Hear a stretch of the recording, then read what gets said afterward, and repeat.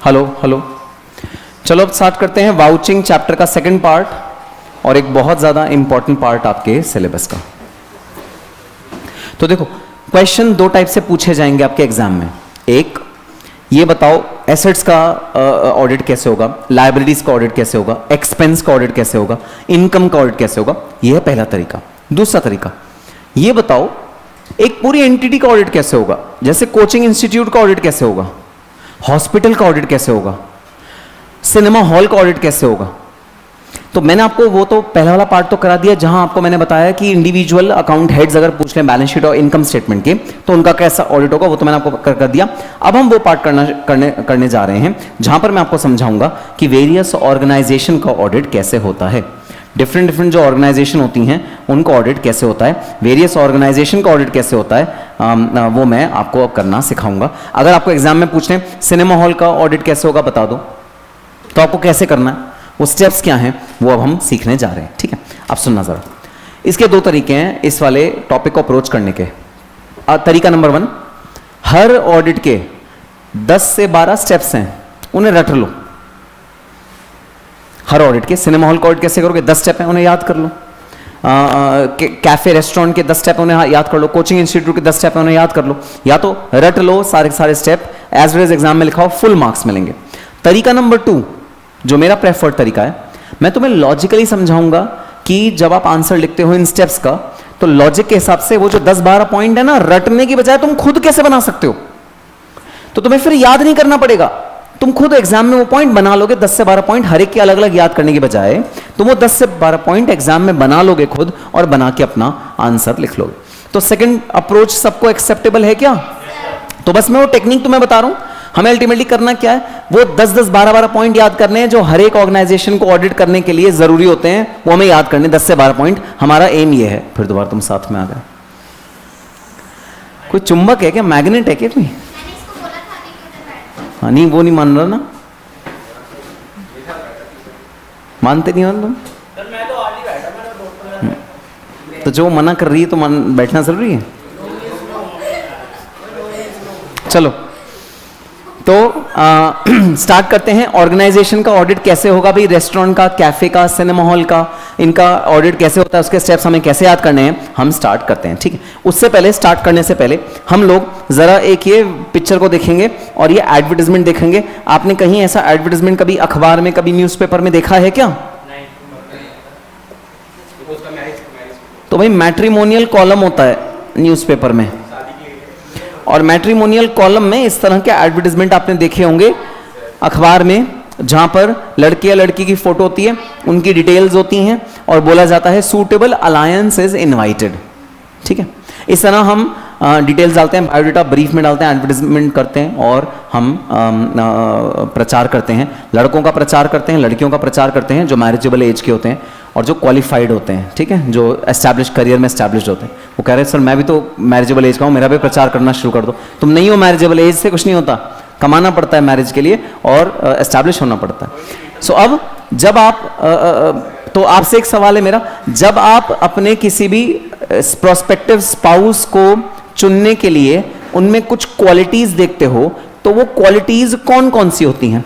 आप मत बताना क्योंकि मुझे आपकी क्वालिटीज नहीं जाननी, मैं बताऊंगा, क्योंकि आप जो क्वालिटीज बताओगे वो कुछ अलग भी हो सकती हैं। ठीक है, सो जब भी आप अपने फ्यूचर स्पाउस को ढूंढोगे तब उनमें कुछ क्वालिटीज हैं जो आप देखोगे। ठीक है, सबसे पहली चीज आप देखोगे बैकग्राउंड।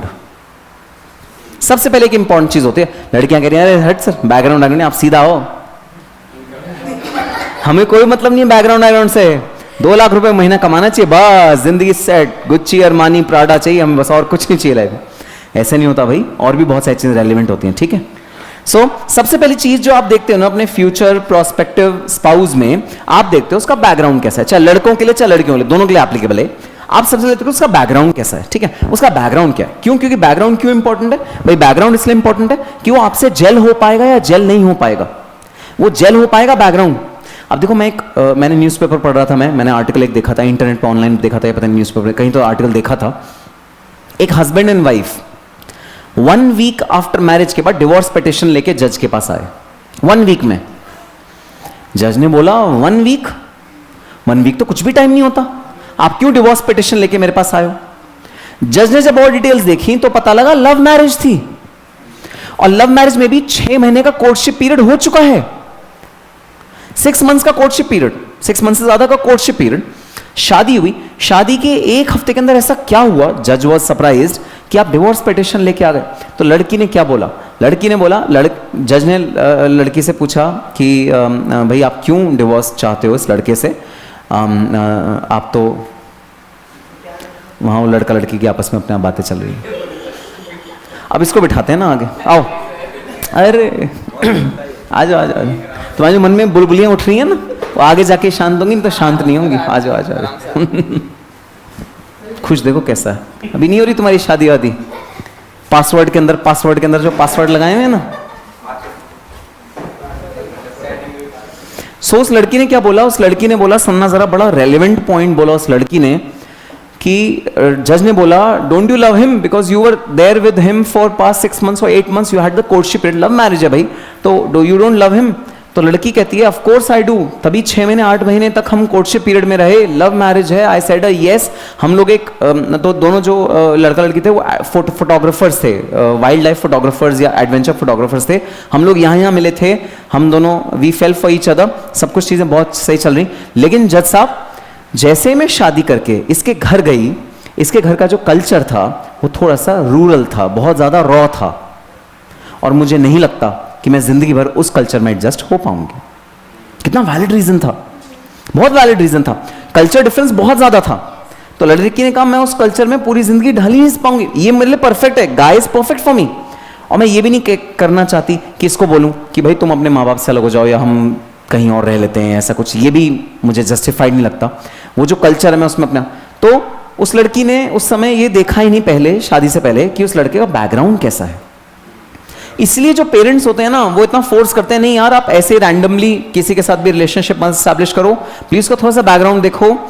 रूढ़ीवादी बातें लगती हैं, सर ये क्या आप कास्ट देख रहे हो, रिलीजन देख रहे हो, सर ये पुरानी बातें होती हैं, लेकिन कहीं ना कहीं इन बातों में सच्चाई होती है। ठीक, अभी हम रिलेशनशिप मैनेजमेंट नहीं पढ़ रहे हैं हम यहाँ पर, हम मुद्दे की बात पे आ जाते हैं कि आप सबसे पहली चीज जो देखोगे वो देखोगे कि भाई उनका बैकग्राउंड कैसा है, ठीक है, which will include their religion और कास्ट, एजुकेशन भी देखते हैं, कई लोग फैमिली ऑक्यूपेशन देखते हैं, फैमिली का क्या ऑक्यूपेशन है, स्मोकिंग ईटिंग हैबिट्स आपकी कैसी हैं, नेचर और बिहेवियर कैसा है, ये चीजें कैसी हैं, आप बैकग्राउंड देखोगे अपने स्पाउस का। ठीक है, अब जब आप बैकग्राउंड देखोगे अपने स्पाउस का तो उनका आप सबसे पहले कॉन्स्टिट्यूशन देखते हो। कॉन्स्टिट्यूशन का क्या मतलब होता है? कॉन्स्टिट्यूशन का मतलब होता है भाई वो किस समाज में पले बड़े हैं, वो किस व्यवहार में पले बड़े हैं, वो किस बैकग्राउंड से, किस मानसिकता से आते हैं, आप ये चीज देखते हो। उनका कॉन्स्टिट्यूशन देखते हो, उनका गठन कैसे हुआ है, वो किस वैल्यू सिस्टम में वो पले बड़े हैं, वो किस तरह के एनवायरमेंट में पले बड़े हैं, आप सबसे पहली चीज ये देखते हो। दूसरी चीज आप वहां पर देखते हो इंटरनल कंट्रोल्स। इंटरनल कंट्रोल मतलब उस पर्सन की पर्सनालिटी कैसी है, वो अपने प्रिंसिपल्स को कैसे अच्छा रखता है, क्या वो स्मोकिंग करता है, क्या वो ईटिंग हैबिट्स उसकी अच्छी हैं, क्या कई बार ये रेलिवेंट होता है वेजिटेरियन है नॉन वेजिटेरियन, इस तरह की चीज़ भी रेलिवेंट होती हैं। तो दो चीज़ें यहाँ पर इंपॉर्टेंट है बैकग्राउंड में, एक तो आप देखोगे कॉन्स्टिट्यूशन क्या है, दूसरा आप देखोगे इंटरनल कंट्रोल्स कैसे हैं, मतलब जो वो पर्सन है वो खुद है, कहीं वो ऐसा तो नहीं है कि उसके मोबाइल नंबर पे कितने सारे नंबर सेव्ड हैं, कोचिंग में किसी और के साथ, शाम को गया किसी और के साथ, संडे किसी और के साथ, सैटरडे किसी और के साथ, कहीं वो वाला बिहेवियर तो नहीं। तो ये अगर बिहेवियर है, इस तरह की कोई भी पर्सनल चीज आपको नजर आती है तो आपके लिए वो रेड फ्लैग हो जाएगा। सो इंटरनल कंट्रोल्स आप देखोगे और आप कॉन्स्टिट्यूशन देखोगे कि भाई उस पर्सन का कॉन्स्टिट्यूशन कैसे, वाली चीज देखोगे। फिर दूसरी चीज देखोगे इनकम और एक्सपेंसेस। ऑफ कोर्स इनकम तो देखोगे, सर एक्सपेंसेस क्यों देखेंगे? एक्सपेंसेस इसलिए देखेंगे क्योंकि अगर उसकी एक्सपेंस करने की हैबिट बहुत ज्यादा लैविश हुई तो जितना वो कमाएगा सारा का सारा वेस्ट कर देगा, तो फायदा क्या हुआ इनकम का? तो सिर्फ इनकम ही नहीं देखते, एक्सपेंस की हैबिट्स भी देखते हैं, उसके एक्सपेंस की हैबिट्स कैसी हैं, लड़कियों में भी लड़कों में भी, दोनों में देखते हैं। तो आप इनकम देखोगे, एक्सपेंसेस देखोगे, सोर्सेज ऑफ इनकम देखोगे, क्वांटम ऑफ इनकम देखोगे, कितनी इनकम है, और एक्सपेंडिचर की हैबिट्स का, कहीं अनाप शनाप खर्चा तो नहीं करता, कहीं पैसे उड़ाता तो नहीं, कहीं पैसे वेस्ट तो नहीं करता, आप ये चीज देखोगे।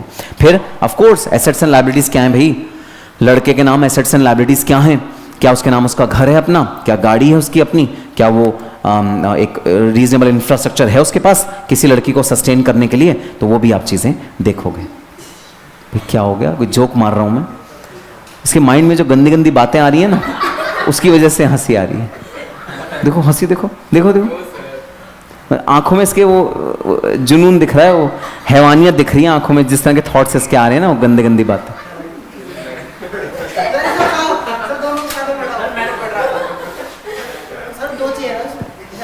सो एसेट्स एंड लायबिलिटीज, आप देखोगे एसेट्स वो कितना ओन करता है, लोन या मॉर्टगेज पे उसने कहीं कोई लोन तो नहीं ले रखा, एसेट तो है लेकिन उस पर लोन चढ़ा हुआ है, कोई लोन तो नहीं है, मार्केट से कहीं लोन तो नहीं उठाया हुआ उसने, आप ये सारी चीजें देखोगे। ठीक है, अब सुनना, आप किसी भी ऑर्गेनाइजेशन को उठा लो, चाहे वो कैफे हो, चाहे वो सिनेमा हॉल हो, चाहे वो एजुकेशन इंस्टीट्यूशन हो, चाहे वो हॉस्पिटल हो, चाहे वो म्यूनिसिपैलिटी हो, चाहे वो कोऑपरेटिव सोसाइटी हो, कुछ भी हो, उसके ऑडिट के स्टेप्स बस इसी में समेटे हुए होंगे। These are the things that you will give for audit step of any organisation. कोई भी ऑर्गेनाइजेशन उठा लो, अब उन सब के जो ऑडिट के स्टेप्स होंगे वो इन्हीं हेड्स में बाइफिकेटेड होंगे, इनके अलावा और कुछ नहीं होगा पूरे के पूरे सारे के सारे हमारे ऑर्गेनाइजेशंस में। आओ एक एक करके देखते हैं उन ऑर्गेनाइजेशंस को। चलो सबसे पहले देख लेते हैं education institution, college, university, coaching institute. क्या बीवीए भी इस वाली कैटेगरी में आता है? जी हाँ सर, बीवीए भी इस वाली कैटेगरी में आता है, एजुकेशनल इंस्टीट्यूशन। अब इसमें आपको क्या क्या चीजें ऑडिट करते हुए देखनी है। सबसे पहले क्या देखोगे?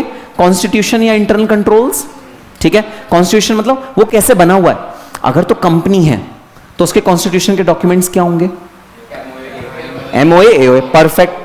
अगर वो पार्टनरशिप फर्म है तो उसके कॉन्स्टिट्यूशन, परफेक्ट। अगर वो ट्रस्ट है तो उसके कॉन्स्टिट्यूशन डॉक्यूमेंट, ट्रस्ट डीड। अगर वो प्रोप्राइटरशिप फर्म है तो उसके कॉन्स्टिट्यूशन के क्या डॉक्यूमेंट होंगे? प्रोप्राइटरशिप है तो कुछ कॉन्स्टिट्यूशन के डॉक्यूमेंट नहीं होंगे। प्रोप्राइटरशिप में कोई कॉन्स्टिट्यूशन के डॉक्यूमेंट होते ही नहीं, सिर्फ रजिस्ट्रेशन होता है रेगुलर अथॉरिटीज। समझ में आ गया? तो सुनना, एक कॉन्स्टिट्यूशन, और अभी भी तुमने सारी ऑर्गेनाइजेशन के मुझे कॉन्स्टिट्यूशन बता दिया, तो कॉन्स्टिट्यूशन के आगे की सारी ऑर्गेनाइजेशन के भी तुम्हें याद हो गए? हाँ सर, सारे याद हो गए तुम्हें। अब मैं आगे जब भी किसी का कॉन्स्टिट्यूशन पूछूंगा तुम्हें पता होगा कॉन्स्टिट्यूशन क्या है, और ये लिखना है एग्जाम में। ठीक है, ट्रस्ट डीड, चार्टर, बायलॉज, ये देखोगे कि बायलॉज क्या है, चार्टर क्या है। चार्टर मतलब वही डीड को चार्टर कहते हैं, वो क्या है। फिर मिनट्स ऑफ मीटिंग देखोगे मैनेजमेंट कमेटी के, जो मैनेजिंग कमेटी है उसने क्या मिनट्स ऑफ मीटिंग लिए हैं भाई, क्या उसने मीटिंग करी, उसने क्या क्या डिसीजंस लिए, अब वो सारे मिनट्स ऑफ मीटिंग में जो डिसीजन लिए उन सबको देखोगे। इंटरनल कंट्रोल सिस्टम, अब ये एक इंपॉर्टेंट चीज है भाई, एक ऑर्गेनाइजेशन में इंटरनल कंट्रोल स्ट्रांग है या वीक है, क्या अप्रूवल प्रॉपर्ली लिए गए हैं, नहीं लिए गए, क्या एमडी से अप्रूवल लिया गया है सारी चीजों का, क्या रोटेशन ऑफ ड्यूटीज हैं, प्रॉपर इंटरनल कंट्रोल्स है नहीं, ये आप हर ऑर्गेनाइजेशन में लिखोगे। ठीक है, अच्छा ये पॉइंट्स कॉमन है हर ऑर्गेनाइजेशन के लिए, कॉमन है, एक ही तो बात लिखनी है हर जगह। हाँ, बस जहां कंपनी आ जाता है वहां एमओए लिख दोगे, जहां पार्टनरशिप आ जाता है वहां पार्टनरशिप डीड लिख दोगे, जहां पर ट्रस्ट आ जाता है वहां ट्रस्ट डीड लिख दोगे, बस इतना सा फर्क है। ये तीनों पॉइंट बिल्कुल सेम हर ऑर्गेनाइजेशन। बताओ बात समझ में आई? चलो अब आ जाते हैं इनकम। पढ़ना मत, मुझे बताओ एजुकेशन इंस्टीट्यूशन की इनकम कौन कौन से सोर्सेज से होती है? स्टूडेंट फीस सबसे पहले, और बोलो डोनेशन, स्कूलों में डोनेशन होता है भाई, ऑनरेरियम होता है, जो मतलब ग्रांट मिलती है गवर्नमेंट से ग्रांट मिलती है, डोनेशन मिलता है। बस जितने भी उसके इनकम के स्ट्रीम है ना, उन सबको तुम्हें चेक करना है। इनकम में क्या है, इनकम में जितने स्ट्रीम है उनमें चेक करना है। आओ पढ़ लेते हैं। फी रजिस्टर चेक करो, जो बच्चों का फी रजिस्टर है, जहां बच्चों का नाम लिखा हुआ है, बच्चों ने कितनी फीस दी वो लिखा हुआ है। रिसीट से चेक करो, बच्चों को रसीद दी होगी उससे चेक करो, और अकाउंट्स में वो अमाउंट आ रहा है या नहीं आ रहा, अकाउंट्स में क्या उन्होंने डिस्क्लोज किया है, वो अमाउंट जो बच्चों को फीस ली वो अकाउंट्स में डिस्क्लोज किया है या नहीं किया। ठीक है, तो ये जब तीनों चेक करोगे तो आपका इनकम चेक हो जाएगा। नेक्स्ट, एडवांस फीस, क्या बच्चों से एडवांस फीस ली जाती है? हर कोचिंग इंस्टीट्यूशन में, हर एजुकेशन इंस्टीट्यूशन में फीस हमेशा एडवांस ली जाती है। ये रूल है एजुकेशन इंडस्ट्री का, ये रूल है। हम एक्सेप्शन है एक इंडस्ट्री में, जो जब कोर्स खत्म हो रहा होता है तब तुमसे फीस ले रहे होते हैं। देख रहे हो ना, कोर्स खत्म हो रहा है फिर भी तुम में से कई स्टूडेंट्स हैं इनकी फीस पेंडिंग है। हम एक्सेप्शन है, हम एडवांस में फीस नहीं लेते, हम तो कोर्स जब खत्म हो रहा था तब फीस लेते हैं तुमसे, हम कहाँ एडवांस में फीस लेते हैं। लेकिन जो एजुकेशन इंस्टीट्यूशन है, जो कोचिंग इंडस्ट्री है, उसका रूल क्या है, जब कोर्स शुरू होगा तभी पूरी फीस ले ली जाएगी। कॉलेज में जब तुम जाते हो तो फर्स्ट ईयर जब शुरू होता है पूरी फीस ले जाती है। ठीक है, अब मुझे एक चीज बता देना, बस लॉजिक से बताना, रट्टा नहीं मारना। एडवांस फीस को सारा का सारा करंट मंथ में रिकॉग्नाइज करा दोगे या उसे प्रोरेट करके डेफर करना चाहिए? बस ये चीज तो चेक करनी है। तो जहां जहां एडवांस फीस है it should be carried forward, ये चीज तुम्हें चेक करनी है।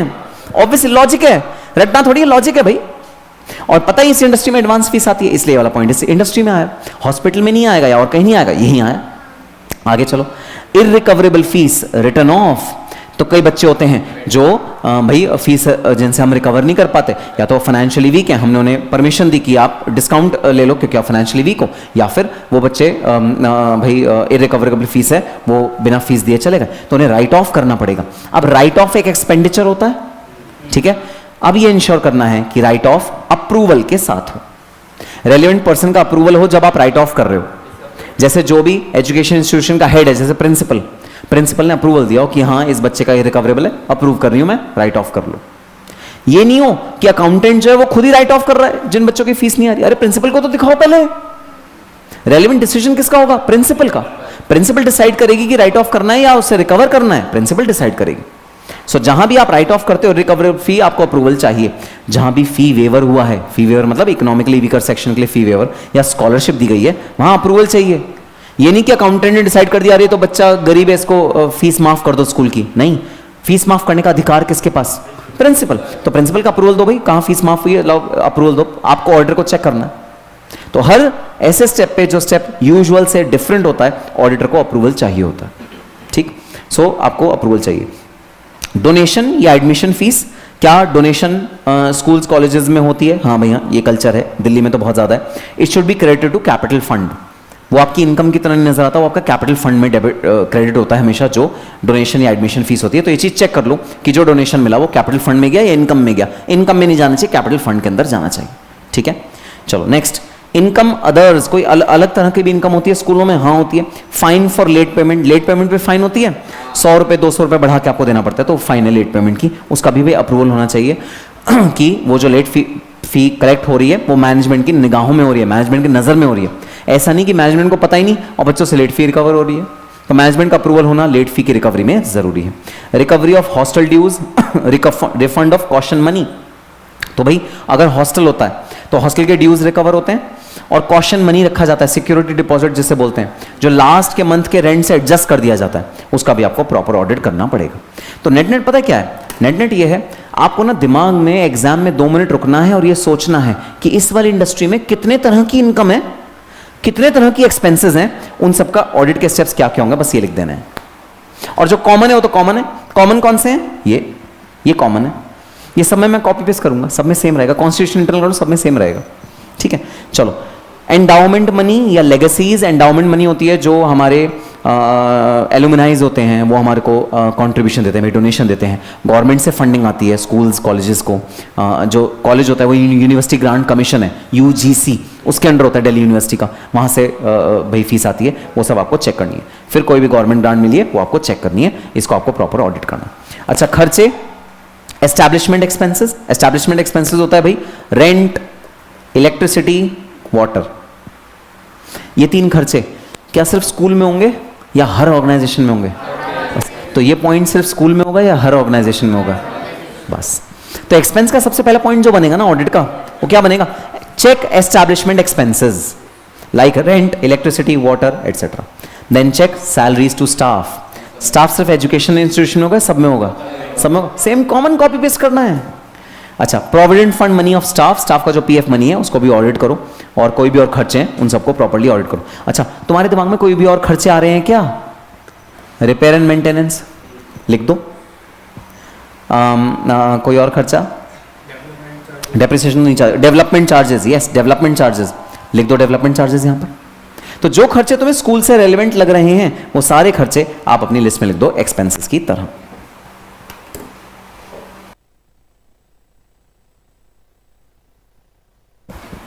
नेक्स्ट क्या है भाई? नेक्स्ट है कैपिटल एक्सपेंडिचर। आपको कैपिटल एक्सपेंडिचर चेक करना है। तो एक्सपेंडिचर भी 2 टाइप के, रेवेन्यू एक्सपेंडिचर और कैपिटल एक्सपेंडिचर। कैपिटल एक्सपेंडिचर मतलब हमने फिक्स एसेट खरीदे हैं। अब फिक्स एसेट जब खरीदोगे तो सबसे पहले तो क्या स्टेप करना पड़ेगा? वेरिफिकेशन कैसे करोगे? अच्छा, अब एक बात सुनो, एग्जाम में ऐसे 1-1, 2-2 शब्द लिख के आओगे या पूरे स्टेटमेंट लिख के आओगे? स्टेटमेंट लिखोगे ना, ये शब्द लिखोगे मार्क्स नहीं मिलेंगे। ये सिर्फ शब्द इसलिए लिखे गए ताकि तुम्हें रिकॉल हो जाए, हाँ मुझे वाउचिंग और वेरिफिकेशन के बारे में कुछ लिखना है, और कुछ तुम्हें लिखना पड़ेगा, ठीक है। अच्छा, अप्रूवल, कैपिटल एक्सपेंडिचर जब भी है उसका अप्रूवल देखो कि वो अप्रूव हुआ है नहीं हुआ। कैपिटल एक्सपेंडिचर इनकर करते हुए, फिक्स एसेट खरीदते हुए आपने अप्रूवल लिया है नहीं है, चेक करो। डेप्रिसिएशन पॉलिसी के अकॉर्डिंग भाई कंप्यूट हुई है नहीं हुई, आप इस चीज का चेक कर लो। अच्छा बताना, ये तीनों पॉइंट सिर्फ एजुकेशन इंस्टीट्यूशन के होंगे या सारे इंस्टीट्यूशन के होंगे? तो मैं बोल रहा हूं 70% पॉइंट तो कॉमन है, याद ही नहीं करने तुम्हें सिर्फ 30% पॉइंट याद करने हैं जो डिफरेंट है। समझो 70% तो कॉमन है। चलो लाइबिलिटीज का ऑडिट करना है। जी हाँ sir. Verify due compliances of statutory liabilities मतलब जो लॉ की लाइबिलिटीज होती हैं, टीडीएस, प्रोविडेंट फंड, जीएसटी, ये सबका ऑडिट करो प्रॉपर्ली। लोन इंस्टॉलमेंट कंपनी ने पे किया है प्रॉम्प्टली, लोन का इंस्टॉलमेंट ढंग से पे किया है, उस चीज का ऑडिट करो। पेमेंट ऑफ आउटस्टैंडिंग एक्सपेंसेस, जो भी आउटस्टैंडिंग एक्सपेंसेस हैं, जो एक्सपेंसेस आपने भाई बाहर ड्यू करे हैं, क्रेडिटर्स हैं आपके, उनका प्रॉपर्ली आप ऑडिट करो। ठीक है। अच्छा अब अगेन बता दो, ये कॉमन रहेंगे सब में या ये इस वाले एजुकेशन इंस्टीट्यूशन के ही पॉइंट है? कॉमन। नाम क्या है तुम्हारा? परवीन। ठीक है। क्या क्यों नहीं है? ये है ना एसेट। ये क्या है? तुम्हारा ध्यान तो कहीं और चल रहा है, जहां से मंद मंद मुस्कान आ रही है। चलो भाई हॉस्पिटल का स्टार्ट कर लें। अच्छा मैं तुम्हें बता रहा हूं, हॉस्पिटल का बिना पढ़ाए 60% तो तुम ऑलरेडी कर सकते हो। 60% ऑडिट सेट तो तुम खुद ही लिख सकते हो। Constitution internal control, expenses, capital expenses, ये तो डिटो सेम रहेंगे, इसमें तो चेंज। लायबिलिटी बिल्कुल सेम है, कोई चेंज ही नहीं है। क्यों ध्रुव? 60% सेम हो गया, 40% डिफरेंट है, बस वो पढ़ना है। आओ पढ़ते हैं। कॉन्स्टिट्यूशन इंटरनल कंट्रोल, भाई हॉस्पिटल के केस में ट्रस्ट डीड होती है, जनरली ट्रस्ट डीड होती है जो सब ट्रस्टीज मिलकर करते हैं। ठीक है। Trust deed, charter, partnership agreement, partnership deed हो सकती है क्योंकि हॉस्पिटल जनरली पार्टनरशिप में खोले जाते हैं। अच्छा आजकल वैसे ट्रेंड चेंज हो गया, आजकल हॉस्पिटल्स कंपनी फॉर्म में खोले जाते हैं, कंपनीज बनती हैं प्रॉपर। जैसे Fortis health care private limited होगा, कभी भी पार्टनरशिप डीड या ट्रस्ट नहीं होगा, लेकिन अपनी मर्जी है, चाहे जो भी करो। ठीक। मिनट्स ऑफ मीटिंग देखोगे क्या मैनेजिंग कमेटी के? क्यों देखोगे? तुम्हारा क्या मतलब मिनट्स ऑफ मीटिंग देखने का? डॉक्टर क्या कर रहे हैं? डॉक्टर हाँ, तुम ये जाके देखोगे ऑपरेशन डॉक्टर ने ठीक से किया नहीं किया, है ना? तुम तो डॉक्टर हो ना, हैं? नालायक। हाँ, तुम्हें कैसे पता डॉक्टर सही से काम कर रहे नहीं कर रहे? तुम्हें क्या मतलब? अच्छा, और तुम्हें समझ में आ जाएगा। बताना ऑन्कोलॉजिस्ट कौन होता है? तो बताना मिनट्स ऑफ मीटिंग तुम क्यों, मुझे भी नहीं पता, मिनट्स ऑफ मीटिंग तुम क्यों रेफर करना चाहते हो, ये बताओ। मैनेजिंग कमेटी की मिनट्स ऑफ मीटिंग क्यों रेफर करना चाहते हो? मिनट्स ऑफ मीटिंग मतलब मैनेजिंग कमेटी जो डिसीजन लेती है हॉस्पिटल को के लेकर, ठीक है, वो तुम क्यों देना चाहते हो? डिसीजंस हम ये जानना चाहते हैं कि हॉस्पिटल के रिगार्डिंग जो डिसीजंस लिए जा रहे हैं वो क्या डिसीजंस हैं, क्योंकि हर डिसीजन का फाइनेंशियल स्टेटमेंट पे इंपैक्ट होगा। अगर ये डिसाइड किया गया था इस साल की मीटिंग में कि हम एक बहुत बड़ी मशीनरी फ्रांस से इंपोर्ट करेंगे, तो फिक्स एसेट में दिखनी चाहिए ना, कहां है, दिखाओ। अगर मिनट में बोला गया, अगर मिनट्स ऑफ मीटिंग में बोला गया कि हम लोग नए 80 डॉक्टर्स को अपने पैनल में ऐड कर रहे हैं, उनकी सैलरी कहां है, सैलरी दिखाओ। तो मिनट्स ऑफ मीटिंग से हमें हिंट मिलता है हमें कौन कौन से एरिया का ऑडिट करना है, किन किन चीजों का ध्यान रखना है, इसलिए मिनट्स ऑफ मीटिंग देखनी जरूरी है। बोर्ड रेजोल्यूशन भी इसलिए देखना जरूरी है।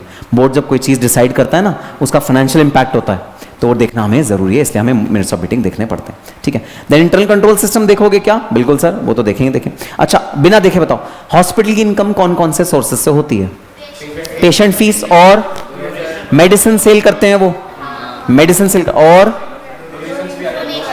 डोनेशंस भी हो सकती हैं, ग्रांट्स हो सकती हैं गवर्नमेंट की, भाई हो सकती है, और बहुत सारी सर्विसेज प्रोवाइड करते हैं। नीचे कैफेटेरिया होता है, फूड सर्विस प्रोवाइड करते हैं। जो उनके भाई लोग होते हैं, जो रिश्तेदार होते हैं, उनको लॉकर सर्विसेज देते हैं। लॉकर में अपना सामान रख सकते हो, उसकी सर्विस, उसका फीस लेते हैं। तरह तरह की भाई इनकम होती है जो कि हमारे हॉस्पिटल्स की होती है। ठीक है। तो पेशेंट की फीस सबसे पहले चेक करेंगे, जो मेन है। बिल रजिस्टर को चेक करोगे रिसीट से, रिसीट को चेक करोगे बुक्स ऑफ अकाउंट से। ठीक है। बिल रजिस्टर में लाइन वाइज दिया होगा, इतना इतना बिल इस पेशेंट का बना है। ठीक है। रिसीट में काउंटर फॉइल होगी जो एक पेशेंट को दी हुई है, खुद रखी होगी, और अकाउंट्स में वो अमाउंट गया नहीं गया वो आप देख लोगे, अकाउंट्स में अमाउंट गया। तीनों चीजों को टैली करना है। ठीक है। अच्छा एग्जाम में ऐसे एरो एरो करके लिखोगे या पूरा डिटेल में स्टेटमेंट लिखोगे? स्टेटमेंट कैसे लिखोगे? Bills register is to be tallied with receipts which are given to the customer and the amount should disclose in the books of accounts. ऐसे पूरा स्टेटमेंट बनाना है। ठीक है। Next irrecoverable fee, return of का approval कहां से आया? अगर कोई पेशेंट असमर्थ है अभी देने के, हमने उसका इलाज कर दिया लेकिन वो फी नहीं पे कर पा रहा, राइट ऑफ एचओडी से राइट ऑफ का परमिशन लेना पड़ता है, सर ये असमर्थ है पे करने के, राइट ऑफ कर देते हैं इस बिल को, राइट ऑफ करो, लेकिन अप्रूवल ले लो। अप्रूवल होना चाहिए, मैनेजमेंट को पता होना चाहिए कितने रुपए का फीस हम माफ कर रहे हैं सालाना। रिकवरी ऑफ मेडिसिन और कंज्यूमेबल से रिकवरी हुई, मेडिसिन से रिकवरी हुई, भाई उसको हम इनकम की तरह लेके जाएंगे। अदर इनकम, इंटरेस्ट या डिविडेंड रजिस्टर, भाई जो हॉस्पिटल होते हैं वो अपनी इनकम को इन्वेस्ट करते हैं, इन्वेस्टमेंट से इनकम आती है। जो हॉस्पिटल होता है वो अपनी इनकम को कहीं इन्वेस्ट करते हैं, ठीक है, वहां से इनकम आती है उनकी। इंटरेस्ट इनकम हो सकती है, डिविडेंड इनकम हो सकती है, लेगेसीज या डोनेशन हो सकती है, गवर्नमेंट ग्रांट्स हो सकती है, रिसीट ऑफ सब्सक्रिप्शन हो सकता है। सब्सक्रिप्शन किस चीज का होता है हॉस्पिटल में? ये कोई मैगजीन थोड़ी, न्यूज़पेपर थोड़ी जो सब्सक्रिप्शन होगा। सब्सक्रिप्शन किस चीज का होता है हॉस्पिटल में?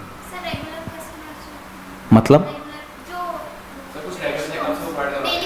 कैसे? करेक्ट, इसे बोलते हैं एनुअल हेल्थ चेकअप। तो कई हॉस्पिटल्स का प्लान होता है, आप सालाना हमें 3,000 रुपए दो और हम आपके साल में 2 चेकअप करेंगे, एक साल के शुरुआत में, एक साल के एंड में, जहां आपके बॉडी के सारे वाइटल्स चेक होंगे। इसे बोलते हैं सब्सक्रिप्शन मॉडल। तो तुम बस इमेजिन करो कि हॉस्पिटल में कितने टाइप की इनकम हो सकती है, क्या क्या हो सकती है, सबको यहां लिख दो, वो तुम्हारा आंसर बन जाएगा बस। तो ये लॉजिक पे बेस्ड है, ये रट्टाफिकेशन पे बेस्ड नहीं है। बच्चे सब सारे डरते हैं, क्यों डरते हैं? सर इतनी सारी ऑर्गेनाइजेशन, सबका कैसे याद करें, सबका कैसा रट्टा मारे, इतनी सारी ऑर्गेनाइजेशन। अरे नहीं भाई नहीं, कोई रट्टा नहीं मारना, कोई याद नहीं करना, तुम्हें सिर्फ अपना लॉजिक लगाना है और लॉजिक लगाते ही तुम्हारा काम बन जाएगा, चाहे जितनी भी ऑर्गेनाइजेशन हो। अगर एग्जामिनर कोई ऐसी ऑर्गेनाइजेशन ला देना जो यहां नहीं लिखी, जो तुम्हारे बुक में नहीं है, तो भी तुम आंसर लिख दो। मान लो यहां नहीं है, एग्जामिनर ने वो ला दी, तो भी तुम आंसर लिख सकते हो, अगर ये कॉन्सेप्ट तुम्हें पता है कि किन ब्रॉड हेड्स में तुम्हें अपना ऑडिट के स्टेप्स लिखने हैं, ठीक है। चलो खर्चे बताओ। सबसे पहले एस्टैब्लिशमेंट के खर्चे होंगे क्या? वो तो हर जगह ही होंगे भाई, वाटर, इलेक्ट्रिसिटी, किसी भी तरह का मेंटेनेंस, ये सब तो हर ऑर्गेनाइजेशन में होगा ही। सैलरीज टू स्टाफ, यहां पर ऐड कर दिया डॉक्टर्स। अब कोई बड़ा दिमाग चाहिए कि ये लिखने के लिए कि उनका स्टाफ डॉक्टर होगा? अरे अच्छा, एक और चीज ऐड कर दो, नर्स। तो कोई बड़ा दिमाग चाहिए, बड़ा रट्टाफिकेशन करने की जरूरत है क्या इसमें? नहीं ना, ये तो कॉमन सेंस है ना। Purchase and issue of stores और मेडिसिन को इश्यू करना, परचेज करना, किस भाई पेशेंट को दी मेडिसिन, किससे रिकवर करी, वो चीज चेक कर। क्या? बिल्कुल 100%। मेडिकल इक्विपमेंट्स, वो जो छोटे मोटे होते हैं, बड़े बड़े नहीं, जैसे कैंची हो गई, सिजर हो गया, थ्रेड हो गया, सूचर्स जिसमें लगाते हैं वो जो हो गया, वो सब चीजें हो गई, सारी चीजें आ गई, ठीक है। डेटॉल, एंटीसेप्टिक क्रीम, लोशन, सारी चीजें आ गई इसमें, ठीक है। चलो, कैपिटल एक्सपेंडिचर भी करता है क्या hospital? Of course, machinery, building बनाता है, वार्ड्स बनाता है कहीं, तो वाउचिंग वेरिफिकेशन फिजिकल होना चाहिए, हर कैपिटल एक्सपेंडिचर का अप्रूवल होना चाहिए, depreciation as per the policy होना चाहिए। अच्छा, आपको एक एडिशनल चीज चेक करनी है, stock of medicine, equipment, food items. Food items भी होता है भी हॉस्पिटल में, कि सबको फूड जो मिलता है हॉस्पिटल में, हॉस्पिटल के अंदर का खाना पड़ता है, बाहर से परमिटेड नहीं होता हॉस्पिटल में। स्ट्रिक्ट रूल होता है सारे हॉस्पिटल में, दिल्ली के रूल है, आप बाहर से खाना अंदर नहीं ला सकते, पेशेंट को हॉस्पिटल का फूड ही दिया जाएगा। सो ये सब चीजें हमें वेरीफाई करनी होंगी। Liabilities, compliance with stat liabilities, TDS, statutory liabilities, provident fund, ESI, income tax, ये सब चीजें हम चेक करेंगे जब हम अपनी लाइबिलिटीज को चेक करेंगे, ठीक है। तो लाइबिलिटी में पहला पॉइंट कंप्लायंस हम चेक करेंगे with the statutory dues. Second point, हम लोन के इंस्टॉलमेंट चेक करेंगे, है ना। ध्रुव बताएगा आप सेकंड पॉइंट में क्या डिटेल है। हाँ, क्या हुआ, क्या कह रही है वो? कितने बजे मिलने का कहा है? हो रही है क्लास, खत्म हो रही है, उसको कितने बजे का टाइम दिया? घर पे तो ये बोला होगा ना कि शाम तक है क्लास। क्या पता है मम्मी को? अच्छा, अभी मैं कॉल करके पूछ लूंगा। तो भी टाइम किसको दे रहे थे फिर फोन पे? सो लोन इंस्टॉलमेंट पेड, जो भाई हॉस्पिटल ने लोन लिया हुआ है, क्या वो टाइम से उसका ईएमआई पे किया है, क्या टाइम से उसकी इंस्टॉलमेंट पे करी है, हम लोग ये चीज चेक करेंगे। Then payment for outstanding expenses, जो एक्सपेंसेस भाई आउटस्टैंडिंग है, जो हमें पे करने हैं, बिल, डॉक्टर्स के बिल पे करने हैं या वेंडर्स के बिल पे करने हैं, कोई मेडिकल इक्विपमेंट्स आए हैं उसके बिल पे करने हैं, हम वो चीज चेक करेंगे, ठीक है। अच्छा बताओ जरा, याद करने में कोई डिफिकल्टी होगी क्या? बिल्कुल भी नहीं। अब आ जाओ, तुम्हारी favourite place, restaurants and cafe. Restaurant cafe का तुमको ऑडिट करना है, कैसे करोगे? अब देखो, यहां एक खास बात है, कैफे खोलने के लिए रेगुलेटरी लाइसेंस चाहिए होता है। लाइसेंस के बिना तुम कैफे नहीं खोल सकते, लाइसेंस के बिना तुम भाई कोई कैफे रेस्टोरेंट खोल नहीं सकते, उस एरिया का लाइसेंस चाहिए होता है तुम्हें कैफे खोलने के लिए। तो सबसे पहले रेगुलेटरी रिक्वायरमेंट देखो, लाइसेंस फ्रॉम ऑथराइज्ड पर्सन देखो, फिर ओनरशिप स्ट्रक्चर देखो, रेस्टोरेंट कौन ओन करता है, कितने कितने उसके इनकम, कितने कितने शेयर होल्डिंग है, अलग अलग ओनर की ओनरशिप स्ट्रक्चर देखो, इंटरनल कंट्रोल सिस्टम तो हर जगह देखना पड़ेगा, ठीक है। रेस्टोरेंट में बताओ इनकम किस टाइप की होती है? इनकम फूड, जो फूड सेल होता है, बेवरेजेस सेल होते हैं, ठीक है, और टिप मिलती है। टिप आजकल एक नई चीज ऐड हो गई है दिल्ली में, सर्विस चार्ज, सुना है? लड़े हो कभी सर्विस चार्ज हटवाने के लिए? कभी नहीं लड़े? सर्विस चार्ज पे कर दिया 10%? अच्छा, जाते नहीं। तो दिल्ली में नया ट्रेंड स्टार्ट हुआ है क्या? जाते नहीं, ये नहीं जाता।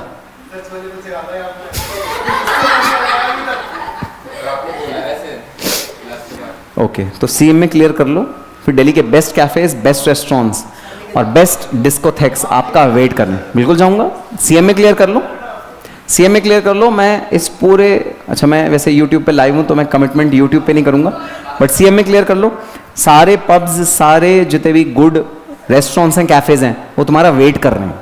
लिटरली एक एक्सपीरियंस बताता हूँ तुम्हें। मैं जब कॉलेज में था तो जब भी कोई बर्थडे पार्टी होती थी, डोमिनोज पे हो रही है, पिज़्ज़ा हट पे हो रही है, या फिर उससे भी कम खान चाचा पे हो रही है, कमला नगर में, पीछे कमला नगर था कॉलेज हमारे बिल्कुल पीछे, वहाँ रोड साइड मोमोज खा रहे हैं, ये सब बर्थडे पार्टी होती थी, तो हम उसे मिस करते थे, है ना, कि नहीं अटेंड नहीं करनी, हमें ये पार्टी अटेंड नहीं करनी क्योंकि पढ़ाई करनी है। तो हम सैक्रिफाइस करते थे ना, तब लगता था यार हम इतनी अच्छी पार्टी मिस कर रहे हैं। और जब वो मिस करके जब सीए क्वालिफाई हुआ या सीएम में क्वालिफाई, जब प्रोफेशनल मिलने, जब अर्निंग करनी शुरू करी, और जब बड़े बड़े कैफेज एंड रेस्टोरेंट्स में जाना शुरू करा, सीपी के बड़े बड़े रेस्टोरेंट्स में, कैफेज में जाना शुरू करा, टोनिनोज पे जाना शुरू करा, या क्यूडीज पे जाना शुरू करा, या जो बेस्ट प्लेसेज उन पे जाना शुरू करा, तब लगा कि वो जो सैक्रिफाइस उस समय करा था वो कितना वर्थ था, कितना अच्छा था। अच्छा हुआ करा, अरे वो कचरा जगह पे खाने से अच्छा जो अब जगह का, अच्छा हुआ समय घर का खाना खाया, अच्छा हुआ घर का खाना खाया, बहुत अच्छी बात है। कि सीएमए क्लियर करने के बाद जो कैफेज मिलेंगे, रेस्टोरेंट्स मिलेंगे, वो एकदम एस क्लास होंगे, जब बिल्कुल बिल की परवाह नहीं होगी, अरे कितने का बिल आ जाए, 1000 रुपये पर पर्सन, 1500 रुपये पर पर्सन, 2000 रुपये पर पर्सन, कोई टेंशन नहीं है, खुल के खर्चा करेंगे, बेस्ट रेस्टोरेंट्स में जाएंगे। तो टेंशन मत कर लो, रेस्टोरेंट का समय आने वाला है तुम्हारा बहुत जल्दी। सो बिल रजिस्टर, जो रेस्टोरेंट और कैफे की इनकम है उसको कैसे चेक करोगे? बिल रजिस्टर से चेक करोगे, रिसीट्स से चेक करोगे, accounts. Daily monthly sales report जो है वो डेली मंथली आप चेक करोगे, sales report. Collection of tip का फुल फॉर्म क्या होता है? To ensure promptness. टिप जो होती है ना, जो आप देते हो वेटर्स को टिप देते हो, जो कहते हैं, उसका फुल फॉर्म होता है टू इंश्योर प्रॉम्प्टनेस। आजकल टिप जो है वो सर्विस चार्ज की तरह रिकवर करी जाती है बिलों में, और ये दिल्ली में लागू हुई है चीज़ कि रेस्टोरेंट्स अपने बिल में 10% एक्स्ट्रा चार्ज करते हैं सर्विस चार्ज के नाम पे। तो अगर सर्विस चार्ज एडेड है आपके बिल में तो आपको टिप देने की ज़रूरत नहीं है। अगर सर्विस चार्ज एडेड नहीं है तो it's a good manners to tip, give some tip to the waiters which can extend from 1% to 5%। 5% तक आप टिप, और आपके बिल का अमाउंट का इतना आप देते हो जनरली जब उसमें जाते हो। एज एन ऑडिटर आपको चेक करना है कि ये सर्विस चार्ज का यूज क्या किया है रेस्टोरेंट ने। क्या यूज होना चाहिए सर्विस चार्ज का? वेटर्स को डिस्ट्रीब्यूट करना चाहिए। तो चेक करना है एज एन ऑडिटर, क्या इसको डिस्ट्रीब्यूट किया है या नहीं किया। तो आपको एज एन ऑडिटर इस चीज़ का ध्यान रखना है, ठीक है। खर्चे भी होंगे क्या रेस्टोरेंट में? Of course sir, rent, electricity, water, ये सब खर्चे होंगे। सैलरी होगा जो स्टाफ को दिया जाएगा। परचेज ऑफ फूड आप परचेज करोगे, उसको ऑडिट करोगे, भाई फूड जो आ रहा है वो अमाउंट ऐसे डिस्क्लोज है नहीं। यूज राइट ऑफ पेरिशेबल्स, ये एक यूनिक खर्चा होता है जो रेस्टोरेंट में होता है।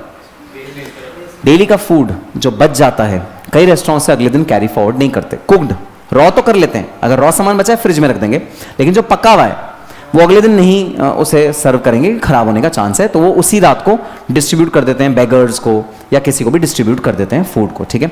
तो अब ये एक बहुत बड़ा एक्सपेंस होता है जो रेस्टोरेंट के एक्सपेंस साइड पे लगा हुआ होता है। इसके लिए हम ऑडिटर्स क्या करते हैं? इसके लिए हम ऑडिटर्स अप्रूवल लेते हैं। हर फूड को वेस्ट जो आप कर रहे हो, जो आप डिस्ट्रीब्यूट कर रहे हो, उसके लिए अप्रूवल लो मैनेजमेंट से कि हाँ आज का इतना फूड वेस्ट हुआ है। नहीं तो पता चले फूड बन के वेटर्स के घर पे जा रहा है और वेस्ट की तरह रोज रोज राइट ऑफ हो रहा है। हो सकती है नहीं पॉसिबिलिटी। शेफ्स अपने घर ले जा रहे हैं, और भाई शेफ्स जो बड़े बड़े होटल्स के होते हैं ना, जो ये 5 स्टार होटल हैं, आईटीसी हो गया, मौर्य हो गया, इसमें एक जरा सी चीज 2000, 3000, 5000 की होती है। एक छोटा सा केक आईटीसी का 5000 रुपए का होता है। सोचो अगर एक केक शेफ अपने घर पे ले गया और उसने कह दिया वो तो भाई हमने बच गया था, हमने वेस्ट हमने डिस्ट्रीब्यूट कर दिया, आईटीसी का कितना बड़ा नुकसान है ना नुकसान। सो जो बड़े बड़े होटल इंडस्ट्रीज हैं, जो बड़े बड़े रेस्टोरेंट्स हैं, वो ये करते हैं जो भी सामान आइटम शाम को बचा मैनेजमेंट के किसी बंदे को बुलाएंगे, नोटिंग करवाएंगे, हाँ ये बच्चा, मैनेजमेंट के सामने उसे डिस्ट्रीब्यूट कराएंगे, ताकि कहीं जो एग्जीक्यूशन वाले लोग हैं वो कहीं उसका मिस यूज ना करें इस वाली पावर का। तो हमें एज एन ऑडिटर ये चीज चेक करनी पड़ेगी। Huge write off off perishables, perishable का ह्यूज राइट ऑफ। पेरिशेबल क्या होता है? जिसकी शेल्फ लाइफ कम होती है, जो स्टोर नहीं किया जा सकता ज्यादा लंबे समय तक, ठीक है। कैपिटल एक्सपेंडिचर होगा क्या रेस्टोरेंट में? ऑफ कोर्स, डेकोर, आपका जो सुंदर सुंदर भाई मूर्तियां लगी हैं, झूमर लगे हैं, पेंटिंग हुई, एम्बियंस जो बना हुआ है, वो सब कैपिटल एक्सपेंडिचर है। वाउचिंग वेरिफिकेशन विच इज नहीं, छोले भटूरे की दुकान पे कुछ नहीं लगा होता, किसमें अप्रूवल लेना पड़ता है आपको कैपिटल एक्सपेंडिचर का। जो भी कैपिटल एक्सपेंडिचर है, जो भी फिक्स एसेट है, उसका अप्रूवल लेना पड़ेगा। डेप्रिसिएशन चेक करो, stock of food items check करो, जो भी स्टॉक ऑफ फूड आइटम्स बची हैं उनको चेक करना पड़ेगा। लायबिलिटीज बिल्कुल सेम, तीनों पॉइंट बिल्कुल सेम। अब बताओ जरा, बाकी सारी एंटिटीज का खुद कर लोगे क्या? Travel tour agencies, hotels, motels, guest house, cinema hall,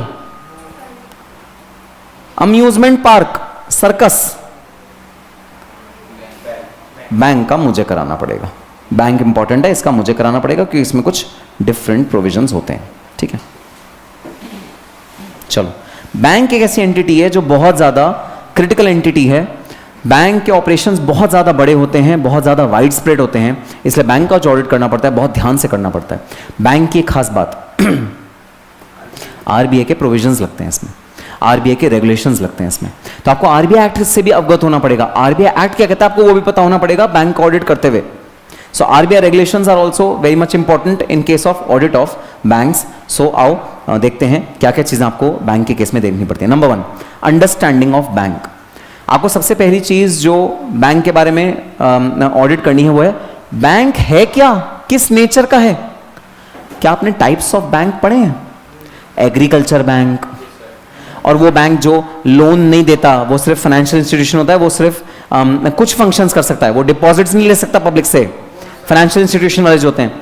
फिर जहां पर कोई ब्रांच नहीं खोल सकता, आप अकाउंट नहीं खोल सकते उस बैंक में, बस आप लोन लेने देने का काम कर सकते हो उस बैंक से। तो बैंक के भी अलग अलग टाइप्स होते हैं। एनबीएफसी होता है, non banking financial corporation. Bank के अलग अलग टाइप्स हैं जहां पर ये बताया जाता है ये बैंक कौन सा सर्विस दे सकता है, कौन सा सर्विस नहीं दे सकता। तो सबसे पहला स्टेप आपको जानना है आपका बैंक किस टाइप का है, वो कौन सी सर्विसेज दे सकता है, कौन सी सर्विसेज नहीं दे सकता, आपको सबसे पहले ये चीज जाननी है। देन कंट्रोल एनवायरनमेंट, इसे बोलते हैं इंटरनल कंट्रोल्स। भाई आपके बैंक के इंटरनल कंट्रोल स्ट्रांग हैं या नहीं है। एटीएम जो है वो साइबर सिक्योरिटी उसमें पूरी है नहीं, उसमें सीसीटीवी कैमरा लगा हुआ है नहीं लगा हुआ, कहीं ऐसा तो नहीं एटीएम ही पूरा पूरा उठा के ले गए चोर, तो इस तरह की चीजें नहीं होनी चाहिए। Accounting process, risk management process, and ये बहुत इंपॉर्टेंट चीज है भाई, Basel framework. Basel framework intermediate में आपको सिर्फ इसका नाम याद रखना है, बेजल फ्रेमवर्क। जब आप फाइनल में आओगे और वहां पर जब आप मुझसे ऑडिट पढ़ोगे तब मैं बेजल फ्रेमवर्क के 3 आपको एस्पेक्ट्स कराऊंगा। देखो नालायक कह रहा है, मैं फाइनल में ऑडिट आपसे पढ़ूंगा नहीं, क्लास के बाद मिलना फिर बताऊंगा।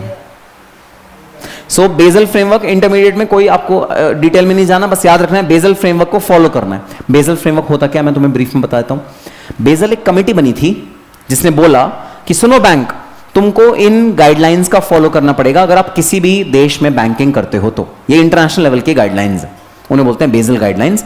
आपके सिलेबस में गाइडलाइंस नहीं है, गाइडलाइंस फाइनल में जाके यहां सिर्फ आपको नाम याद रखना है कि बेजल फ्रेमवर्क आपको फॉलो करना है, दैट्स इट, ठीक है।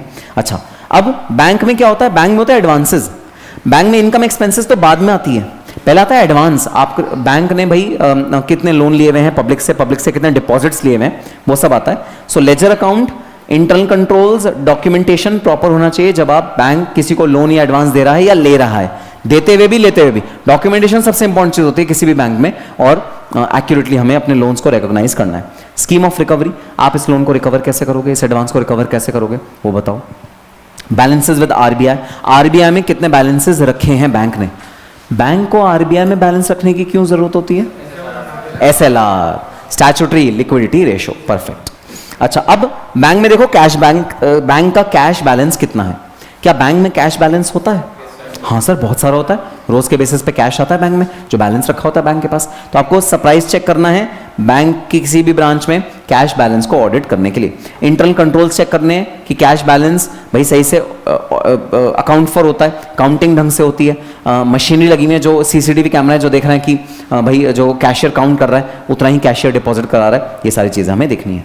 फॉरेन करेंसी, क्या बैंक फॉरेन करेंसी भी रखता है अपने पास? बिल्कुल, बैंक में आप जाते हो फॉरेन, आप कहीं घूमने जा रहे हो, आपको फॉरेन करेंसी चाहिए, आप बैंक से लेते हो तो वो भी आप ऑडिट करोगे।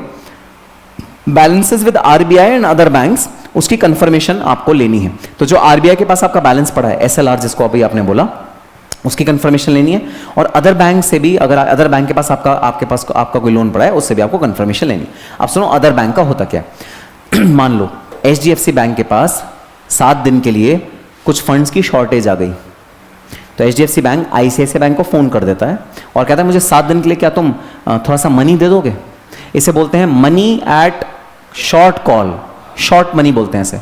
शॉर्ट कॉल मतलब छोटे समय के लिए मनी है, मैं आपको वापस कर दूंगा 7 दिन, 5 दिन, 2 दिन, 3 दिन। तो अगर ऐसा मनी है जो आपके बैंक ने दूसरे बैंक से लिया हुआ है, दूसरे बैंक से कंफर्मेशन मंगा लो कि क्या हमारे बैंक ने लिया है या नहीं लिया, तो कंफर्मेशन हमें मिल जाएगी। शेयर कैपिटल, बैंक का शेयर कैपिटल कौन होल्ड करता है भाई? ओपनिंग कौन सा है, इंक्रीज कहां हुआ, एमओए एओए में प्रोस्पेक्टस में लिखा होगा कितना इंक्रीज हुआ, वो चीज चेक करो। Government notification for fresh contribution, government ने कोई नोटिफिकेशन दिया है कि बैंक में कितना कंट्रीब्यूशन अलाउड है, आपको वो चीज चेक करनी है। रिजर्व एंड सरप्लस बैंक का चेक करो, बैंक ने ओपनिंग बैलेंस कितना रखा, एडिशन कितना किया, डिविडेंड्स कितने पे करे। फॉरेन ब्रांच है तो फॉरेन लॉ होते हैं रिजर्व्स के लिए, रिजर्व बैंक को कितना रखना है। बैंक जितना डिपॉजिट आता है सारा का सारा लोन की तरह नहीं दे सकता, थोड़ा सा पैसा अपने पास भी रखना पड़ता है, तो वो पैसा कितना है आप वो ऑडिट करोगे। मनी एट कॉल और शॉर्ट नोटिस, ये वही जो मैंने अभी बताया आपको, कहीं छोटे समय के लिए मनी की जरूरत है, आपके बैंक ने दे दिया। ऑथराइजेशन अप्रूवल चेक कर लो, ऑथराइज्ड दिया है क्या। Call loan made must not be adjusted with call loan received. तो अब सुनना जरा, एचडीएफसी बैंक है, ठीक है, उसने आईसीआईसीआई बैंक के सीआर पार्क वाली ब्रांच को लोन दिया हुआ है और आईसीआईसीआई बैंक की लक्ष्मी नगर वाली ब्रांच को से लोन लिया हुआ है। एचडीएफसी ने आईसीआईसीआई सीआर पार्क वाली ब्रांच को लोन दिया हुआ है और एचडीएफसी ने आईसीआईसीआई की लक्ष्मी नगर वाली ब्रांच से लोन लिया हुआ है। समझ में आ गई बात? तो अब अगर देखा जाए आईसीआईसीआई तो सेम है, तो क्या हम इसको नेट ऑफ करके नेट बैलेंस रिसीव कर लें? Answer is no. आरबीआई कहता है आप सेट ऑफ नहीं कर सकते, आपने जो लोन दिया है उसे लोन अलग से लो और जो लोन लिया है उसे अलग से चुकता करो। अगर आपने सेट ऑफ कर दिया तो अकाउंट्स पूरा खिचड़ी बन जाएगा, हम कभी समझ ही नहीं पाएंगे कौन से लोन का कौन सा पेमेंट आ रहा है, कौन से लोन का कौन सा पेमेंट जा रहा है। तो आरबीआई ने स्ट्रिक्ट हिदायत दिया बैंक्स को, आप जो लोन जिसको देते हो पूरा का पूरा से रिकवर करो और जो आपको देना है वो आप पूरा पूरा दो, सेट ऑफ नहीं कर सकते। चलो यहां पर एक और बड़ी इंपॉर्टेंट चीज बताता हूं, ठीक है, ध्यान से सुनना एक चीज। एक कंपनी है ABC लिमिटेड, ठीक है, उसने यूएस की किसी कंपनी को भाई यूएस की किसी कंपनी से परचेजेस करें, तो यूएस की कंपनी को उसको पे करना है $20,000। एबीसी इंडिया की कंपनी है, उसे किसी यूएस की कंपनी को $20,000 पे करना है, ठीक है। और एबीसी कंपनी को यूएस की ही एक दूसरी कंपनी है जिससे ₹10,000 रिसीव करना है। ट्रांजैक्शन समझे?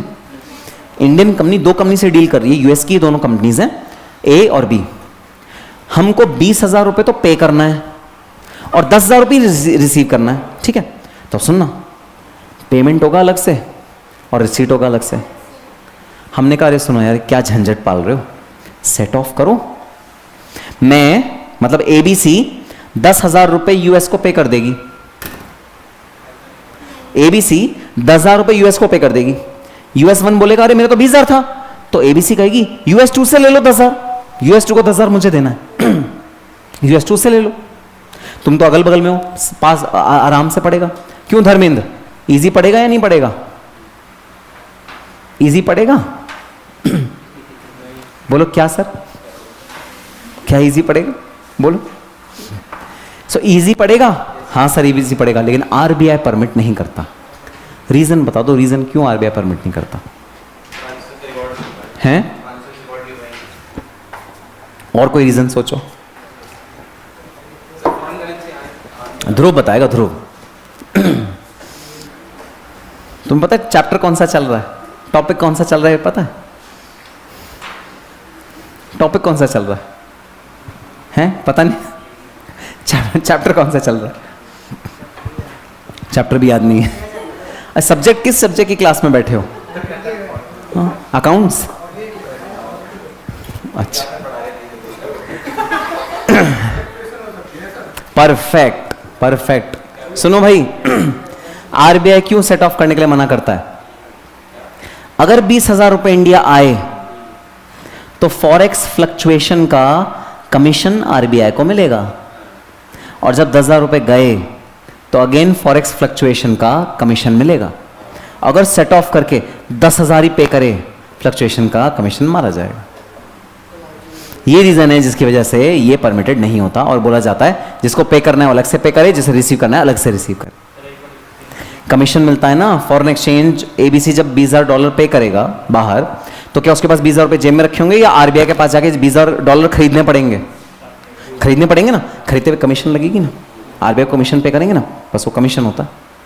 अगर सेट ऑफ करना परमिट कर दिया तो कमीशन कैसे मिलेगी? सेट ऑफ होगा बाहर के बाहर, कमीशन नहीं मिलेगी। सो ये होता है रूल, और सेम रूल बैंक में भी अप्लाई होता है, ठीक है। अच्छा, lending for more than 6 days must be disclose as deposit and advance. अगर आपने 6 दिन से ज्यादा किसी को पैसे उधार दिए तो वो डिपॉजिट एंड एडवांस में डिस्क्लोज होगा, शॉर्ट नोटिस में नहीं, कॉल मनी में नहीं। ये कॉल मनी नहीं होता है, मनी एट कॉल 6 दिन से कम वाला होता है।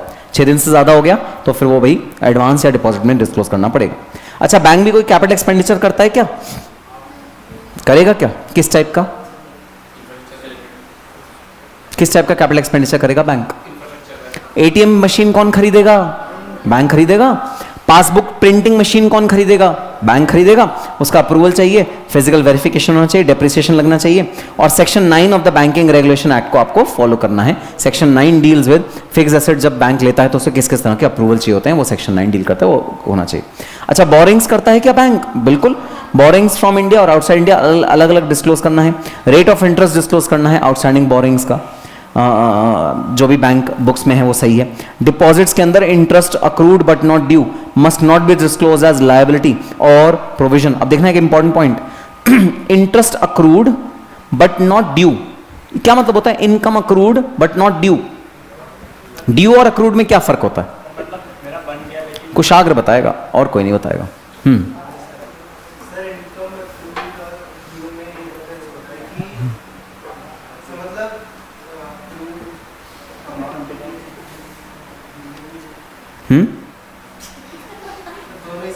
दोनों सेम सेम लग रहे हैं। इनकम अक्रूड भी सेम लग रहा है, ड्यू सेम लग रहा है। हाँ, बना रिसीव, परफेक्ट। अब सुनो जरा, सैलरी जो दी जाती है किसी भी महीने की, वो अगले महीने की 7वीं तारीख तक दी जाती है एम्प्लॉयज को, ठीक है।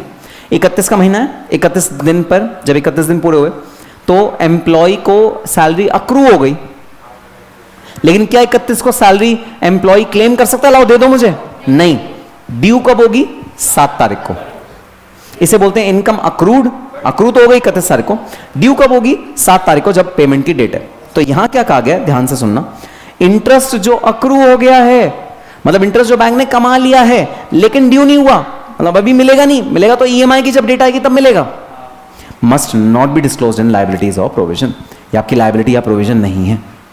देखो, जो बैंक आप डिपॉजिट, फिक्स डिपॉजिट कराते हो बैंक में, बैंक को आपको इंटरेस्ट पे करना है, तो जो बैंक इंटरेस्ट पे करेगा वो ड्यू डेट पे करेगा या अक्रूड डेट पे करेगा?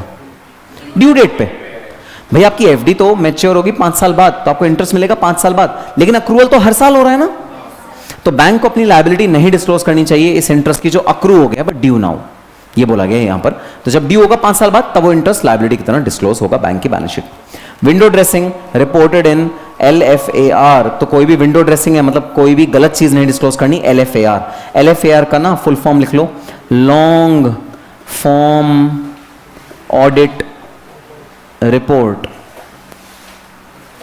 बैंक की जो ऑडिट रिपोर्ट होती है उसका स्पेसिफिक फॉर्मेट होता है, उस फॉर्मेट का नाम है LFAR, long form audit report. Long form audit report याद नहीं रहेगा, ऐसे लिख लो, long form audit report.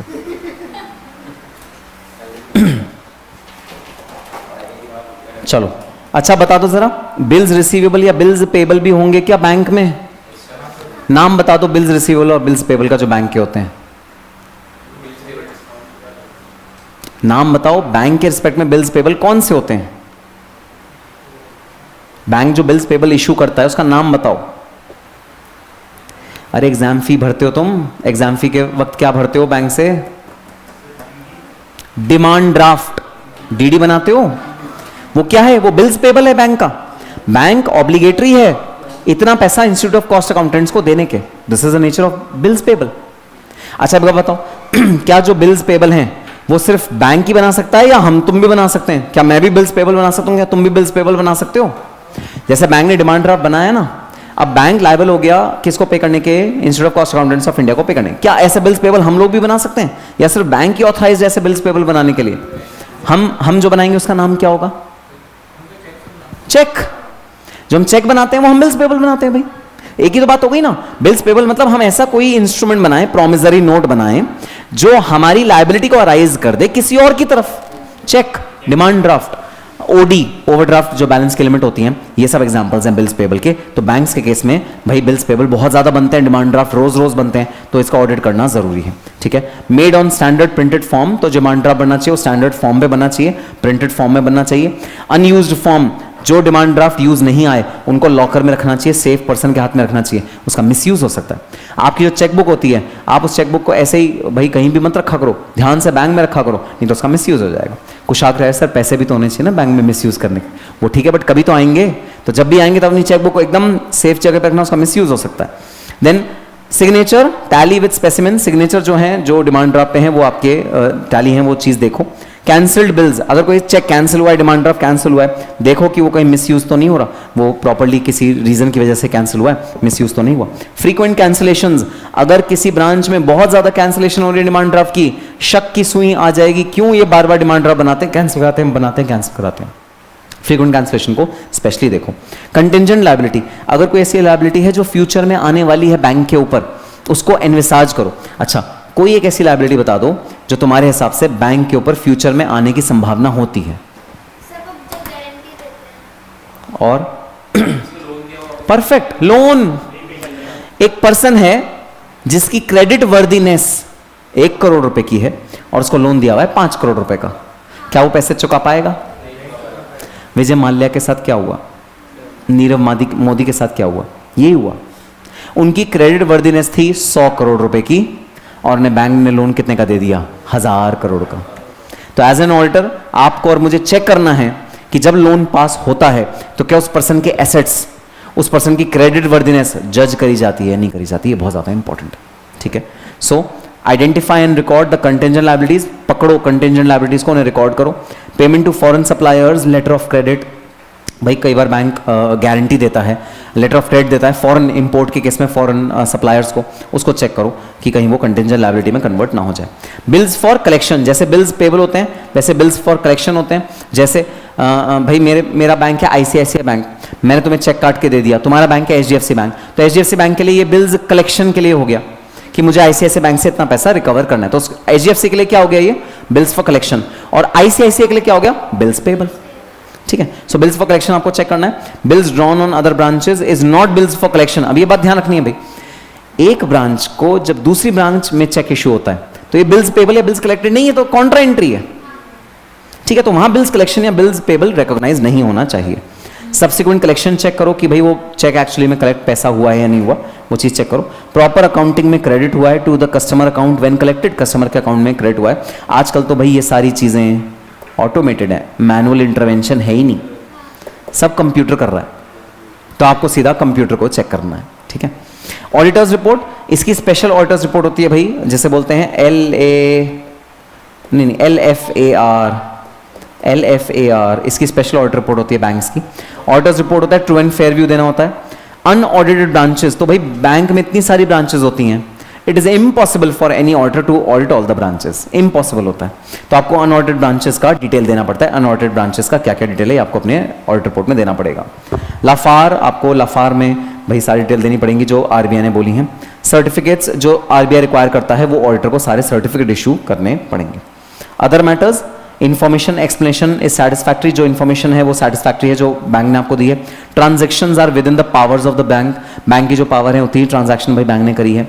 Returns from branches, are found satisfactory. Returns का मतलब होता है डिटेल्स, जो ब्रांचेस ने आपको डिटेल्स दी हैं वो ठीक है या नहीं है, चेक करना है। Any other matter that order में डीम फिट टू डिस्कवर, कोई और मैटर होगा तो वो भी ऑर्डर को भी देखना पड़ेगा, ठीक है। अब सुनो भाई, बैंक का ना कभी भी क्वेश्चन 6 मार्क्स से ज़्यादा का नहीं आएगा, तो इतने सारे पॉइंट्स याद करने की ज़रूरत नहीं है। कोई भी 6 पॉइंट याद कर लेना इनफ है, इतने सारे पॉइंट याद करने की ज़रूरत नहीं है। 6 कोई भी पॉइंट याद कर ले, लेकिन एक बात क्या है, डिफरेंट है, कॉमन नहीं। तो यहाँ तुम वो सब कहानियाँ नहीं लिख सकते, internal control, constitution, income, expenses, वो यहाँ कॉपी पेस्ट नहीं हो सकता। यहाँ पर मात खा जाओगे अगर यहाँ पर कॉपी पेस्ट करने की कोशिश करी। यहाँ पर कहानी डिफरेंट है, ठीक है। इसी तरह एक और कहानी डिफरेंट है भाई कोऑपरेटिव सोसाइटी की, इसकी भी भाई कहानी डिफरेंट है। तो इसके भी जो ऑडिट के प्रोसीजर है अलग से याद करने पड़ेंगे, कॉमन कहानी में नहीं चलेगा ये। अब तुम लोग मुझे बता दो कोऑपरेटिव सोसाइटी क्या होता है, सुना है कभी ये वर्ड? सर हमारी सोसाइटी है ना, जैसे तारक मेहता का उल्टा चश्मा में होती है सोसाइटी, तो है सर वो ऐसे सोसाइटी। हाँ फिर यहीं लाना पड़ेगा तुम्हें ताकि आवाज़ सही से सुनाई दे। चेयर एक और भी है। अच्छा बता दो जरा कोऑपरेटिव सोसाइटी क्या होती है, what do you mean by cooperative society, इसका मतलब क्या है कोऑपरेटिव सोसाइटी का? उसे देखते रहोगे या मुझे भी देखोगे? कोऑपरेटिव सोसाइटी का मतलब बता दो क्या होता है। नहीं पता? नाम सुना है? अमूल कोऑपरेटिव सोसाइटी, इंडिया की सबसे बड़ी cooperative society Amul, which is Anand cooperative society. Very good, example से। पर्पस क्या है भाई, मैं बना रहा हूं, मैं बेचूंगा, सोसाइटी फॉर्म करने की जरूरत क्या है उसके लिए?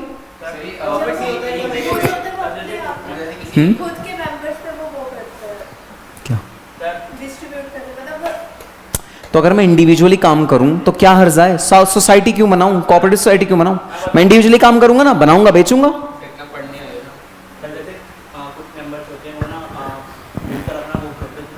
ठीक है, ठीक है, ठीक है, बट उसका फायदा क्या है? सब मिलके, समाज मिलके काम क्यों करता है? इंडिविजुअल क्यों नहीं काम कर सकते हम भाई? जो क्या फायदा होता है वो तो जानना चाह रहा हूं, क्या फायदा होता है? फायदे तो जानना चाह रहा हूं, कोऑपरेटिव सोसाइटी का फायदा क्या है?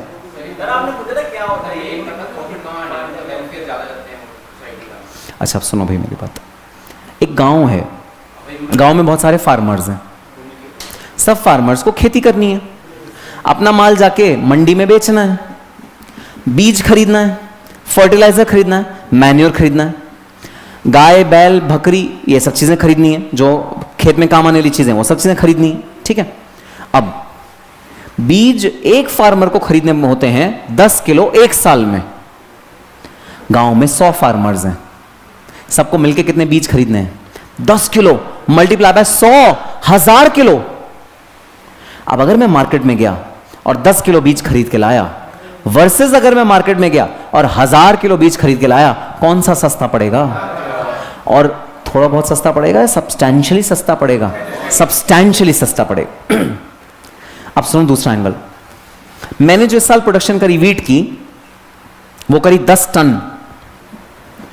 गांव के जितने फार्मर्स हैं सब ने मिलकर जो प्रोडक्शन करी 10 टन करा, और गांव में 100 फार्मर्स हैं, टोटल कितने टन वीट प्रोड्यूस हुआ? 1000 टन वीट प्रोड्यूस हुआ। अब सुनना, एक फार्मर गया मंडी में, लो मेरा 10 टन वीट, मैं इसको दूंगा 2 रुपए पर केजी के हिसाब से। तो जो ग्राहक होगा वो कहेगा अरे तुम्हारी गांव का दूसरा वाला वो बीज वाला वहां बैठा है, वीट वाला, वो तो 1.5 रुपए में दे रहा है। तो दोनों आपस में कंपटीशन में आ गए, ठीक है। अब जब वो आपस में कंपटीशन में आ गए, अगर मान लो वो सब इकट्ठा मिलके बेचें और सब इकट्ठा कहते हैं 1000 टन के बीज का वीट का जो भाव होगा 2 रुपए से कम नहीं होगा, तो बताओ बार्गेनिंग पावर इंक्रीज हो गई क्या? अगर सब मिल जाएं तो, अगर सब मिल गए तो बार्गेनिंग पावर इंक्रीज हो गई क्या? बस ये फायदा होता है कोऑपरेटिव सोसाइटी का। परचेजेस में भी फायदा होता है, सेल्स में भी फायदा होता है। आपकी परचेजेस भी सस्ती होंगी, सेल्स भी आप ज्यादा दाम में बेच पाओगे अपने प्रोडक्ट को, एज कंपेयर टू अगर अलग अलग फार्मर अलग अलग जाके मंडी में बेचेगा तो महंगा सस्ता बेचेगा। अगर इकट्ठा कार्टेल बना लें, कोऑपरेटिव सोसाइटी बना लें, महंगा बिकेगा। दूध जो गुजरात में बनता था सबसे ज्यादा हाई क्वालिटी का, सबसे ज्यादा हाई क्वांटिटी का, वेस्ट होता था कि दूध की जो कंजम्पशन गुजरात में थी वो उतनी नहीं थी जितना प्रोडक्शन था। अमूल ने क्या किया, दूध की फैक्ट्री एस्टैब्लिश करी और वहां पनीर, घी, बटर और दूध के जितने भी वेरिएंट्स होते हैं सब बनाना शुरू कर दिया, और पूरे इंडिया में नहीं पूरे वर्ल्ड में सप्लाई करना शुरू कर दिया। अगर आप यूरोप भी जाओगे वहां आपको अमूल के वो बटर बाइट्स छोटे छोटे मिल जाएंगे, इतना पॉपुलर हो चुका है अमूल, ना केवल इंडिया में बल्कि अराउंड द वर्ल्ड में। ये क्या हुआ, कोऑपरेटिव सोसाइटी का फायदा हुआ। क्या एक फार्मर ये कर सकता था, नहीं कर सकता था, सबने मिलकर किया। ये फायदा है कोऑपरेटिव सोसाइटी का। सो कोऑपरेटिव सोसाइटी का बनाने का फायदा, welfare of the members, members का वेलफेयर करना कोऑपरेटिव सोसाइटी का मकसद होता है भाई, ठीक है। चलो अब कुछ रूल्स एंड रेगुलेशंस देख लो जो कोऑपरेटिव सोसाइटी में एप्लीकेबल होते हैं। Number 1, books of accounts. Cooperative society को अपने books of accounts section 43H के अकॉर्डिंग बनाने होते हैं, जिसमें कैश बुक बनाना होता है, जनरल लेजर बनाना होता है, पर्सनल लेजर बनाना होता है, स्टॉक रजिस्टर बनाना होता है, प्रॉपर्टी रजिस्टर बनाना होता है। इन सबको बनाना मैंडेटरी है। एज एन ऑडिटर मुझे चेक करना है ये सब कोऑपरेटिव सोसाइटी ने बनाए हैं या नहीं बनाए। देन ऑडिटर जो है वो सिर्फ चार्टर्ड अकाउंटेंट हो सकता है और कोई नहीं हो सकता। और ऑडिटर को अपॉइंट कौन करेगा, रजिस्ट्रार अपॉइंट करेगा, registrar of cooperative society appoint करेगा, चार्टर्ड अकाउंटेंट के अलावा और कोई ऑडिटर नहीं हो सकता कोऑपरेटिव सोसाइटी का। Share holding, no member can hold more than 20% share. ये खास बात होती है भाई कोऑपरेटिव सोसाइटी की। कोई एक मेंबर इतना पावरफुल नहीं हो सकता कि वो पूरी कोऑपरेटिव सोसाइटी को कंट्रोल करे, क्योंकि यहां पर जो पावर होती है वो डिस्ट्रीब्यूटेड होती है। तो किसी एक मेंबर के पास 20% ज्यादा शेयर नहीं होना चाहिए। तो हम जब ऑडिट करने जाएं वहां पर तो ये इंश्योर करें कि किसी एक मेंबर के पास 20% ज्यादा पावर नहीं है। देन लोन, कोऑपरेटिव सोसाइटी किसी को भी लोन देना भाई अलाउड नहीं है। कोऑपरेटिव सोसाइटी के पास पैसा है तो किसी को भी लोन दे दे। किसको लोन देगा, या तो ओन मेंबर्स को लोन देगा या अदर कोऑपरेटिव सोसाइटी को लोन देगा, और किसी थर्ड पर्सन को लोन नहीं दे सकता। और वो भी अप्रूवल चाहिए भाई रजिस्ट्रार का किसी और कोऑपरेटिव सोसाइटी को लोन देने से पहले, क्योंकि जो पैसा है ना वो किसी एक बंदे का नहीं है, बहुत सारे मेंबर्स का है। इसलिए ये नहीं कि आपने लोन दे दिया, लोन वो फिर मारा गया, रीपे नहीं हुआ और पूरे मेंबर्स का नुकसान हो गया, ऐसा नहीं होना चाहिए। तो लोन आप सिर्फ मेंबर को दो या फिर किसी अदर कोऑपरेटिव सोसाइटी को दो। अच्छा, बोरिंग कैसे करोगे, क्या आप लोन ले सकते हो? जी हाँ, लोन ले सकते हो बाय लॉज के अकॉर्डिंग। जो बाय लॉज होंगे सोसाइटी के, जो परमिशन होंगी उनके अकॉर्डिंग लोन ले सकते हो। From members as well as non members आप लोन ले सकते हो। अब बहुत इंपॉर्टेंट पॉइंट है जो एग्जाम में बहुत ज्यादा पूछा जाता है, इसको हाईलाइट करके लिख लो, वेरी वेरी इंपॉर्टेंट। एग्जाम में स्पेसिफिकली ये पॉइंट पूछा जाता है कि appropriation of funds cooperative society में कैसे होता है। तो अब सवाल ये उठता है, जो कोऑपरेटिव सोसाइटी ने प्रॉफिट कमाया, क्या वो प्रॉफिट डिविडेंड की तरह सारे मेंबर्स में पूरा का पूरा डिस्ट्रीब्यूट हो सकता है क्या? Answer is no. हमने जो प्रॉफिट कमाया उसका 25% मिनिमम रिजर्व में ट्रांसफर करना है, ये रिक्वायरमेंट है भाई। जो आपने प्रॉफिट कमाया कोऑपरेटिव सोसाइटी ने, वो 100% आप डिविडेंड की तरह डिस्ट्रीब्यूट नहीं कर सकते।